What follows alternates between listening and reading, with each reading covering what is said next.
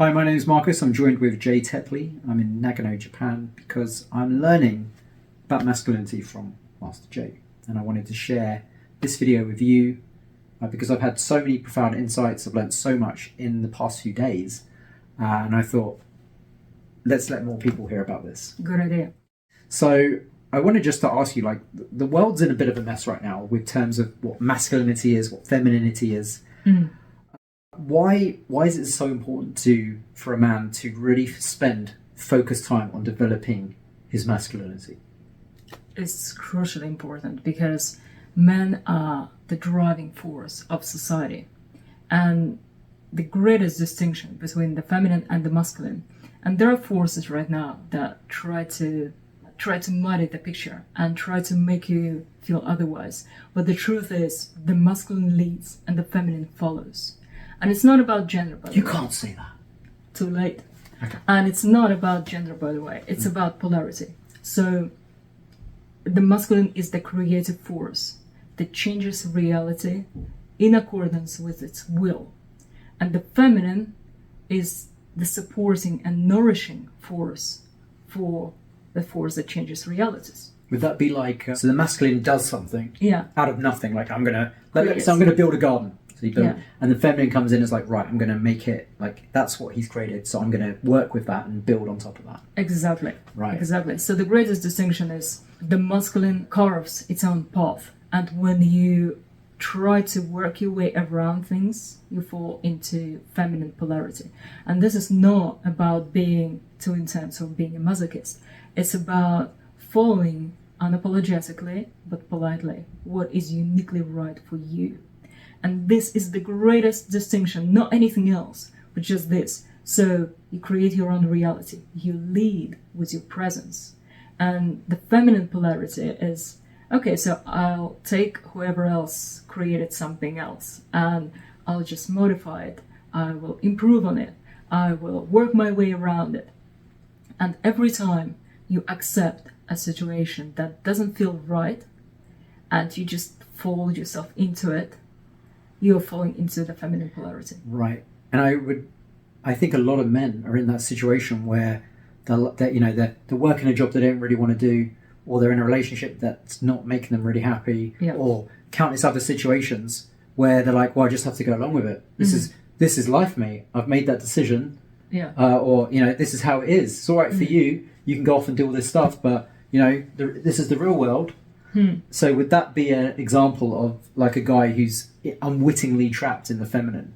Yes, because if that decision feels right for him, if it sits right, then by all means. But if he knows he's doing the wrong thing, if he knows that deep down he's betraying himself and putting himself down and making himself smaller, and still goes on with that because he just simply doesn't have the guts to change anything, like, oh, happy wife, happy life kind of thing, instead of saying, okay, I will create a reality that is great for both of us, rather than caving into someone else's demands. That is the feminine polarity. So just so I understand this, so you could be working a job, you'd hear what we were just saying then and be like, I'm pretty happy actually. But if you were like, oh, no, like they're angry, that would probably be a subtle sign of being stuck in the feminine narrative. Absolutely. So one of the easiest way to tell that you are not where you should be in life is that suppressed inner anger. And it doesn't always come to the surface, but what it does show us is there is a quick way to check if your body is holding on to secret anger that you don't realize. Okay. Do this. Sit on the floor with your legs straight and try to touch your toes. Well, if you can't, you got tension, right? Yes. And it means that your body is stiff. And it's not just because of sitting and the laptop lifestyle. If your body is stiff, it means that it's protecting something. And what that suppressed anger does, it actually makes your body harder and harder in terms of muscle tension, and it's called body armoring. So the more of it you have, the harder it's going to be for you to touch your toes. So if you can touch your toes easily, it means that you have no anger, emotional issues. But if you don't, there may be something to look into. Guess what? I couldn't touch my toes. That's why I'm on this training to learn where I was hiding anger and didn't realize it, because I was doing I was running a business that was helping a lot of people, but I wasn't enjoying, and I was carrying that weight on my shoulders for 5 years, and it was actually making me unhappy, and that tension was going into my body, and for me, I want to be in shape at my age, but I want to stay in shape and great physical condition. And I was finding I was getting aches and pains. And, if you talk to people down the gym, they're like, oh, you're just getting old, mate. And it's like, no, I knew that's not right. Yeah. So, working with you, I've been able to actually, in 2 days, identify what's causing the pain, why the pain's there, and how to get rid of it. And I've got immediate results. After 2 years of suffering. Yes, after... Oh, why did I suffer for 2 years? But that's another interview. But yeah, so with the state of masculinity in the world right now, why is it such an issue? Because as I understand it, tribes around the world, had rites of passage for men to be. That's right. I am man now. That's right. And then that kind of died out in the West to some degree. Yeah. So it seems that masculinity as a tool is getting packaged and sold through coaching, but what's the issue with that at the moment? Because there seems to be it doesn't seem to be sorting a lot of problems out. No, well, you've met guys who come out of such trainings. I have met, yes. So my hand is on my heart, and I just acknowledge you right now for and all that kind of bullshit. Okay, so 2 things. Self-development right now is absolutely permeated by feminine energy, and the reason for that is because we actually exist in the fabric of time, like in the substance, in the energy of time, almost like fish exist in water, and the energy ebbs and flows, and we have something like cosmic seasons. Okay, thousands of years? Or? Yes, so they come and go, and they roll in like a tide every 2,000 years, roughly. It's about 2,160, the precession. To the nearest decimal point. Yeah, right. The precession cycle. So what happens is every time that cycle changes, the polarity of the energy of time changes. And so the easiest way to imagine is like plus and minus, and it keeps switching. And in human terms, in earthly terms, it's masculine and feminine. So every 2,000 years, the whole fabric of time that we exist in, that shapes our paradigm of reality, how we interact with the world, how we think and feel about ourselves, about the world, changes. And we actually have no impact on it ourselves, because... A bit like the weather. It's like the weather, yes. So you can either accept it and dress accordingly and enjoy it, or just sulk. And so the 2,000 years before this time were saturated with feminine energy, and this is why you get those touchy-feely, all you need is love, hot lead, kind of ideas, like just be vulnerable. And I'm going to grow a beard and get some tattoos. Oh god. Anyway.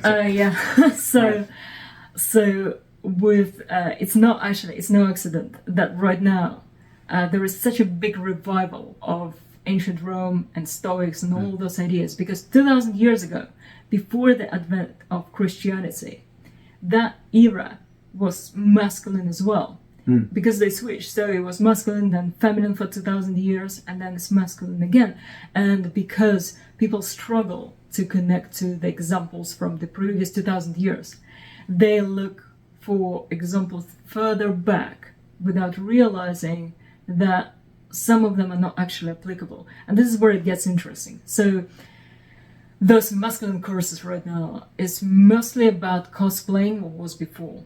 And if you look at different kind of art of masculinity type of branding, you will notice that they mostly cosplay something from the 19th century, early 20th century, 1950s, where... When men were men. Exactly. Which does make logical sense, because back then you had an actual blueprint of how to become a man. They had actual books saying, okay, this is how you be a boy, this is how you be a teenager, this is how you become a man. And because of that step-by-step structure, which for men is really important, because women can actually navigate just intuitively through a landscape they don't understand. So they have an advantage in our changing times, because where there are no blueprints, they will just intuitively find the way, like water. Because it's already structured for them. They just work with what's there. Yeah, exactly, because they are really good being feminine at working with what's there. And for men, the way male mind works is it needs an action plan, a structure, which was taken away from our society. Just as you said, the rite of passage, which is really important, because for your subconscious mind, there needs to be a gateway saying, okay, I thereby stop being a boy and I become a man. And the result of that being taken away is that we have lots of boys in grown-up men bodies. And it's tragic, because everyone suffers as a result. Because, as I said, men are the driving force in society, in any society, in a healthy society. And so when men don't really know what they're doing and they can't lead, nobody can lead. And we have this vacuum of masculine power right now. So going back to your earlier question, cosplaying what was before is not working anymore, because what they're trying to recreate is gone. That era, that energy is gone. And the interesting thing is that time is one of the most powerful forces that we work with. And anything that is aligned with the energy of time wins big. Anything that doesn't gets left by the wayside. And I will give you an example that I think you will relate to, because, you know, right now, money increasingly become electronic rather than fiat. And when Satoshi anticipated, perhaps subconsciously, the advent of this new era, new energy, and came up with Bitcoin, everyone thought, well, that's weird, like whatever that is. And look what it has become, because he aligned perfectly with the energy of time. And all startups that align with the energy of time win big. So AI, drones, robotics, anything that is futuristic and masculine is winning big right now. And we understand that intuitively when it comes to different industries and business. And I think it was Warren Buffett who said, if you ran a business the way it was done 50 years ago, you would go bankrupt in under a year. Yeah, I can't remember the statistic, but something along the lines of, to create a $1 billion business at the turn of the last century required a workforce of, say, 15,000 people. I don't know the exact digits, but to create a $1 billion business now, you can do it with under 10 people. Exactly. So because it's changed, because the technology. With an AI and a laptop, right? Right. So everyone understands that intuitively when it comes to different industries, but the self-development industry is the only one, especially for men, is the only one that's lagging behind and keeps copying those old examples, and they're outdated. So it's like putting some outdated software on your laptop, and it's not going to be optimal for what you want to do. Right. So putting outdated software in your mind is even worse. Right. Okay. So I can totally resonate with that, working in self-development of people trying to update their software with old copies of Windows or DOS. Exactly, like Windows 95. One of the mistakes I made is I tried to find a rites of passage experience. And I remember I went to the jungles to take certain brew of tea to have like visions and whatnot. And what I learned from you is, that works, but that's for that tribe, that type of, someone who's grown up intrinsically in that environment. Yeah, and trained. Yeah, right. And so I spent another 15 years getting through all that sort of, all the stuff that came out of that. So it was a dead end for me. So really, I think where your work is so important is it's training for the Western male. Yes. Right. The person who's, hungry to make it big in the world, to make sure that, they're not just like going to become a hippie. Right, they're going to become actually like a leader, a warrior, exactly, in the modern sense. Exactly. Not cosplaying some Roman. Exactly. Right, and then like turning up and Hail Caesar, right, in a boardroom. Yeah, but also so much of it is taken just as it is from the East, and their mind structure and the way their mind functions is actually different from ours. So it's not directly applicable. It's a little bit like with food. So let's say it's not necessarily bad per se, but if it's not right for you, if your body doesn't like it, that's it. That's not good. So that spiritual food that is right for those people who first developed it and designed it, when being taken over, sometimes badly, into the Western soil, it just doesn't create the same effect, and quite often it actually damages guys who try to learn it too much. Like, I personally would not recommend Eastern philosophies for the Western mind unless you had past lives in the East. That is fine. But otherwise, it can actually screw you up because it's a very different energy and a very different frequency. And for a man or any living being, for that matter, to discover their true power, they just actually only need one thing, is to become more of themselves. Right. It's literally just that. So imagine it like a blue dot and an orange dot. And the orange dot is where you currently are, and the blue dot is where you want to be, and where your highest expression is as a human being. And so the closer together, the more in alignment they are, the more powerful you are, the more effortlessly you move through reality and attract opportunities, interest from partners and women, and money as well, because money is a physical representation of energy. And the more someone is pulled away from their true core, from their masculine polarity, the more disempowered they become. And the problem with that is not just that the inner resentment gets triggered by the fact that, oh, I'm not where I am, or where I should be in my life, and just feel depressed, not understanding why. But also, that state of mind, that disempowered, depressed state of mind, actually makes you vulnerable to manipulation, to being taken advantage of, being pushed around, and just left behind in so many ways. And this is what I'm working towards to stop and prevent in the Western society. Well, one of the things when I started, like 20 years ago, I remember trying to find out what my purpose was. Yes. And I remember like reading a book, what's my purpose? Right. Right, and all that stuff. I remember lying under the stars, like trying to summon some kind of cosmic energy that would tell me your purpose is to. And I never ever found out what this role was, and I felt very like that part of me wasn't complete because I didn't have my purpose in alignment. And I looked at myself a few months ago and thought, I still don't have it. I've had tasks in front of me that have kept me busy, but kind of got in the way of what my actual purpose is. Yeah. So can you speak a little bit about that, of finding, the importance of finding purpose, and why or where we're going wrong as men? Right. For our own individual purpose. That's a great question. So for a man to be truly powerful, he has to be connected to a purpose that is greater than him.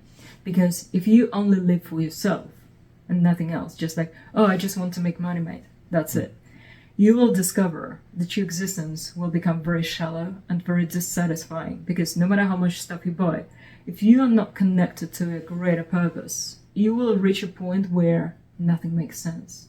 It's like everything is meaningless, and it's a horrible place to be in. So a man needs to be on a mission. He needs to build towards something. Now, our purpose is actually encoded in the structure of our soul. So we are an expression of our purpose, but unrealized. So think of it like plants. Most people walk around just like seeds of their future selves, and they haven't developed yet.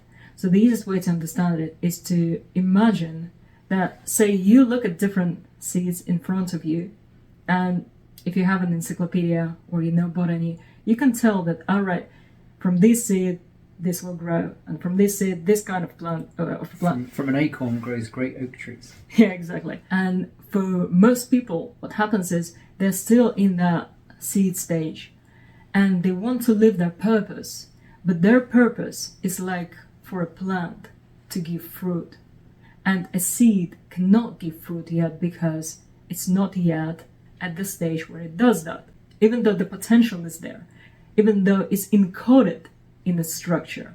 So you need to plant that seed, give it time, give it care, nutrients, and nourishment, and you will see that after a while it will start to naturally grow with the right care, and it will start bringing the fruit that it was meant to bring. And so with human beings, it's the same. So you feel that there is something greater to your existence. You feel that there is something more, but you feel dissatisfied because it's like, but where do I start? What do I do? Do I just find what I like, what the world needs, and all this stuff? And your soul is going to resent that. If Is that like the Kagi? Ikigai. Ikigai. Yeah, right. That's Ikigai. like the Venn diagram, right? With Yeah, the exactly. 4 circles. Exactly. And your sweet spot is in the middle. Yeah, and you try to do that. Yeah. Yeah, terrible, because I remember, right, what am I good at? And then, can I make money from it? And then if I start making, at the time, I wanted to be a cartoonist. I used to draw cartoons. I was good at it. So then, I can make money doing it. And so, the overlap started. Right? Does it give joy to the world? Yes, potentially. Whatever the other circle is. Anyway, I started doing that. I hated drawing cartoons for money. I didn't enjoy it anymore. So I was like, but this is my purpose. And so that was going to be a pattern that repeated until I met you, which is, this isn't my purpose. Despair, because I'm like, now what do I do? Try something out. Oh, that's not my purpose. And you just wash, rinse, repeat. And the part for me that was missing, that was so important, was, this is what I'm learning from you, this is why I came to Japan, is you're missing a step. Yes. Like this big important step right. that you have to do before you get your purpose. In fact, rather than me tell you what the step is, I've learned it. Please share that, because that's so big. Yeah, so the step is first to become the person who can live your purpose, and then you can do it. So it's a little bit like, imagine if you're a kid and you have some important work to do once you're an adult. Let's say it involves some heavy lifting, which you can't do in a child's body, but you will be able to do once you grow up and once you start working out. So living your purpose is very much like that. A big part of that journey, a huge, massive part, is actually growing and leveling up. And from there, getting yourself into the state where you can actually be ready for your purpose. Exactly. Like you've upgraded everything. Now you can do your purpose. Exactly. Because you will actually become a different person altogether. And the difference is kind of the same, like between you at the age of 10 and you right now. Technically, you are in the same body, but really, it's changed. Two very different people. Right. And the problem that we have in our society is that nobody explains what happens in adulthood. Because remember how, as a child or a teenager, you were so excited to live. Like the world was exciting. Because you were... Time was slow. Exactly. Because you were growing, because you were doing amazing things, and you were discovering new things. And that was fascinating. Like, it made your life vibrant and rich. And what happens in our society, that we learn and grow as kids, we learn and grow as teenagers, but once we become adults, we stagnate. It's like, that's it, you've arrived. There is nothing behind it, beyond it. And you work in a carpet shop. Exactly. Oh, great, I've arrived. And the truth is, once your physical body matures, you then start growing spiritually. So your next step is to become a spiritual adult as well. So you can do that heavy lifting and those complicated jobs spiritually, so to speak. And this is your purpose. So you become that spiritual adult who can do things that a child can't do. And from there you will see what your purpose is, because it will naturally grow from the inside of you. And the best way to imagine it is like, imagine climbing a mountain. And depends on where you are. You may not see what's around you. And say there are different villages and mountains and streams and other things around. But you don't know that they're there because you're just not high up enough. But the higher up you go, the more you see around you, the more your vision, your horizon expands. And it's like that with your purpose. You suddenly start seeing things that were always there, but you never knew about them up until now. And because you actually know what your purpose is, it is encoded in the shape of your soul, but you just don't have access to it as a child version of you. you will go like, oh, of course. Part of me has always known. Like, I knew, but I didn't let myself know, if that makes sense, because the ego, an underdeveloped, untrained ego, actually blocks such things. So it's a fascinating journey, but growth in the right masculine way is the most important, because right now, as I said, self-development is saturated by either outdated paradigms or feminine paradigms, like, oh, all you need is love, so much that it's hard to actually develop as a man, even if you want to. I want to add to that, because you know, my background is, for the last 2 decades, is coaching and training. It's filled with a lot of damaged teachers as well, really screwed up people who, you know, got good intentions, but they're pointing people the wrong way. Yeah. And it's like, you know, might get some flack for saying that, but bollocks, I don't care. It's true. Like, you're seeing really damaged men teaching really damaged men, and men who aren't damaged getting damaged because they're learning from the wrong kind of teacher. True. Master J isn't the sort of teacher I thought, like, oh, this is the teacher of masculinity. I was like, no. But then, you know, I've had the benefit of learning from you for a long time now, but you've never ever steered me wrong. You've only ever steered me right. And even, you know, this week I had so many profound insights. One of the really big ones I want to share, actually, I'll let you take over on this, but it's just the importance of being able to contain masculine energy. Yes. A vitality, that creative force, that chutzpah, so there's a knack to that, because before I met you, where I was going wrong is, like, to use an analogy, I'd go down the gym, work out, get big for a bit, and then if I didn't train, I'd lose it. And that happens with, you know, masculine vitality. You build the energy up, and then it's almost like going into a leaky container, a leaky cauldron. Yeah, exactly. So can you talk about that? Because that's such a massive piece of the puzzle. And absolutely. Yeah, after 20 years, I'm like, I think I know it all. No, didn't know anything about this. So right. So there are centers of personal power in our body. They are part of our energy anatomy, energy system. And in the West, we don't really know about them, apart from martial artists, which use them in their training. These centers are referred to in Chinese philosophy as the Dantians. And even the martial artists don't actually apply them in everyday life. Most of them don't think of ever applying them, but essentially these are your reservoirs of inner power, of masculinity, especially the lower one, which sits in your abdomen, right where the center of your gravity is. And if it's leaky, it doesn't retain the energy that you feed into it.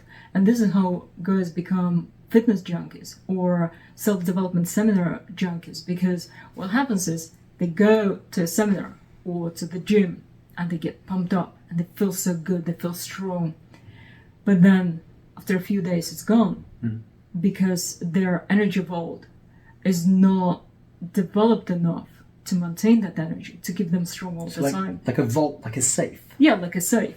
Yeah. And so they want more of it, so they go and train again, or they sign up to another seminar and another seminar, hoping that this time it will take them where they want to be. It will make it sustainable, but it never is. So if you notice that it takes you a long time to recover after a workout, if you go to a self-development seminar, say, you know, visit Tony Robbins or whoever else. Not naming names. Well, it's just he's known for he's famous, pumping people up and shouting. The problem is they've got the hole in the back of their vault, right? Yes. And then all the energy that they get from there, and they're fired up, they're inspired, they're strong, and they go home after a week, it just leaks out. Yeah. So. And I've got loads of contemporary friends or contemporaries who've had that experience. Yes. So that is because that energy reservoir is not actually set up properly. So it leaks, and as it leaks, you just start feeling down. And if it's difficult for you to stand your ground, if other people push you around more than you would like to, if you are in a situation where a decision is being made and is being made not in your favor, but you don't have the energy to push against it. Just like, oh, whatever. It's like, yeah, whatever. Or you just feel tired all the time for no reason. Like your diet is okay, your sleep is in order, your workout routine is good, everything seems good. And you go, even sometimes you go to the doctor and they say there is nothing wrong with you. And it's so frustrating because you know. They're looking at your physical body rather than your spiritual one. Exactly. And you know that something is not quite right. So it's hard to become the greatest version of yourself and to lead if you don't have the fuel to make it happen. It's like you're sitting in a car. Actually, one of my students said before my training that he felt like he was sitting in a Ferrari but with no gas.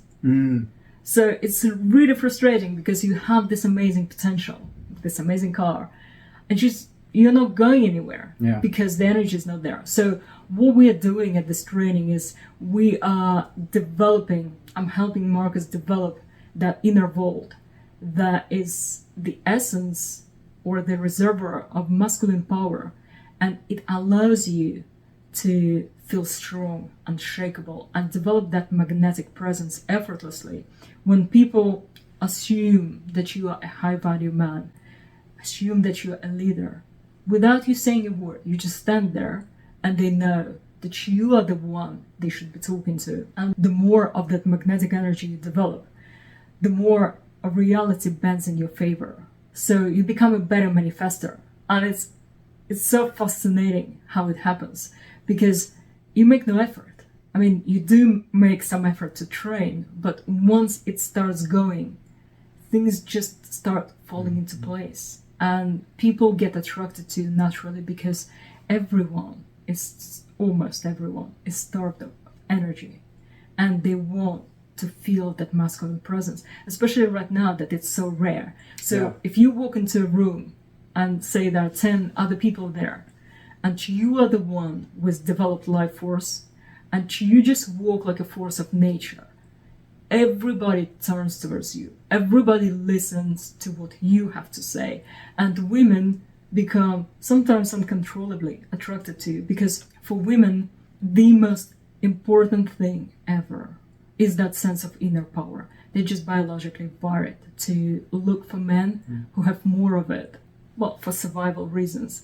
But because it's subconscious, they don't control it. And this is why they get attracted to bad boys because, see... I'm going to need some of your help to actually turn down that magnetism. So just after this. Okay. Yeah. So you see, the so-called bad boys have a lot of inner power. Because they're able to contain it. Yes, but it's miscalibrated because you need to learn how to use it. Same as it doesn't matter how awesome is your car if you don't know how to drive it right. But because, again, in our society, nobody really teaches the art of healthy masculinity. So they have lots of energy buzzing and they don't know what to do with it. And so they just do crime. Yeah, and sometimes it just changes their mind in some weird ways because it's not good for a system to be overloaded with energy with no outlet. Right. Just like a computer, just like any electronic device. Too much power and no outlet is no good. So their mind actually starts working in strange ways, but the energy is there. And this is what women find so attractive. They don't even care if that person's mind is damaged as long as they can sense that life force from them. And so you don't need to be a bad guy. And the nice guy myth is essentially him not being nice, because a nice guy in this kind of vocabulary is basically a man with no life force, no masculine force, who goes with the flow because he doesn't have the power to stand his ground. So it's not necessarily because he has a faulty mindset. He may have a good mindset, but he just can't push through because he has no fuel. Would that be to stand his ground against fear, or just to stand his ground against whatever the world's pushing against him like that? The latter. Because you just become unshakable with that. And it's effortless. So you don't have to fight your fear or you push against your comfort zone because it just happens. It becomes part of your nature. It becomes part of who you are. And other people can sense that. Is there anything linked to leaders of older religions where they would dance in the face of all the challenges? Like this analogy where they're just so free and able to exude energy and project their life force into the world. So most of those dances are ritual dances where you connected with the higher power, channeled it into you, and knowingly or unknowingly, you pushed it into your lower world, compressed it there, and then radiated outwards to affect reality, to make it bend in your favor. So, for example, think how the large celestial bodies bend time and space around them. So you will be that force in the world bending time and space.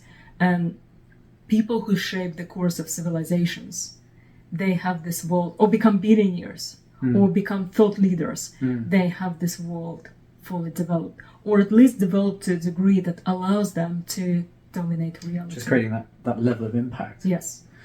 Right, okay. I mean, one of the, or several of the really big lessons I've learned from you is just the importance of being able to change yourself through breath work, through the way you walk, through the way you stand. I mean, this is where one-on-one training has been so useful, because you've been able to look at me and spot all these little mistakes I was making. Like the way I was walking and planting my feet wasn't just reducing my impact as I was moving through life, it was causing me back pain. Oh yeah, for 2 years you said. For 2 years. And so you just making one change with the way I was stepping and being mindful, creating a meditation out of movement, got rid of my back pain. In 2 days. In 2 days. This isn't a back pain course though, right? But this is just one of the byproducts of being in alignment. So your body's in alignment with your mind. Your mind is in alignment with your spiritual body. Your spiritual body is in alignment with your desires and so forth. Right? Exactly. And the more life force you have, the faster you recover. That's the thing that's just pulling it all together. Yeah, absolutely. Yeah. Because it maintains your health. And this is why also I look the way I do. Because most people think that I'm 20 years younger than I am. Yeah, you don't. Well, I'm not going to share your age, but you're. That's all right. I'm in my getting to my mid-40s. You're in your 4th decade, right? Yeah. Okay. I'm not going to tell you how old I am, but also born the same year. Whoops. Anyway, exactly. So something I've always noticed, again, benefit of 2 decades of teaching is all teachers that, not in the school system, but like trainers and gurus and whatnot, they all end up on a spiritual path. All of them. They eventually, like there's a guy I follow who's a finance guy, and he's like, he's getting into spirituality. And I'm like, oh God, because I know he's going to end up on most likely he's going to end up on a janky path. So what's the best way somebody, whatever stage you're at, what's the best way somebody can start their journey on the right footing, right? If they're not able to work with you in person, like how can they find out more about you or just get those first steps? I will actually recommend checking out my latest book. Hold on. Okay, watch this space for this latest book. But I've read this book, and it's fantastic. I'm halfway through actually. Right. So here we go. I would sincerely recommend checking this out, because although it's level 4 of the training that I teach, but it can be used as a standalone. What's the title? Kaizen Genesis. It's Kaigenesis. Kaigenesis. Because Kaizen is continuous improvement, and Kaigenesis is the foundation of your continuous improvement. Because this teaches you how to develop your life force and how to develop your masculine power. And that is the foundation of everything that comes later. Because no matter what you do, if you don't have the energy to sustain it, it's not sustainable. You know how so many guys, they proverbial New Year resolutions, and then they don't stick. And one of the reasons why so many guys have willpower failures is simply because willpower is like heavy lifting. And if you don't have the energy, it simply doesn't happen. And it's not because you don't want to, you do, and you may even resent yourself for not being able to do that. But if you don't have the strength, it simply doesn't happen. So you need your life force first, and then everything comes from that. Hence the Kaigenesis title. Got it. That seems such an important, it is such an important puzzle piece. Oh, it's groundbreaking. Yeah. And it makes so much difference. It's hard to put into words. So I just encourage you to check it out for yourself. Well, something else that's hard to put into words is how grateful I am for you taking me under your wing and teaching me these next steps. because I was going around in circles for a long time of not knowing what I'm like, where I'm going in the world, really on a deep level. Like I tell people, I'm a trainer, I'm a teacher, but what did that mean? What does that mean? So now I have answers to that, and I'm working, I'm growing, and it feels great to be a student again. So I just want to thank you, Master J, for teaching me, and I'm looking forward to the journey ahead as well. And it's my honor. Yeah, well, thank you. See where that ends up, what I become. Work in progress. So here we go. Looking forward to it. Likewise.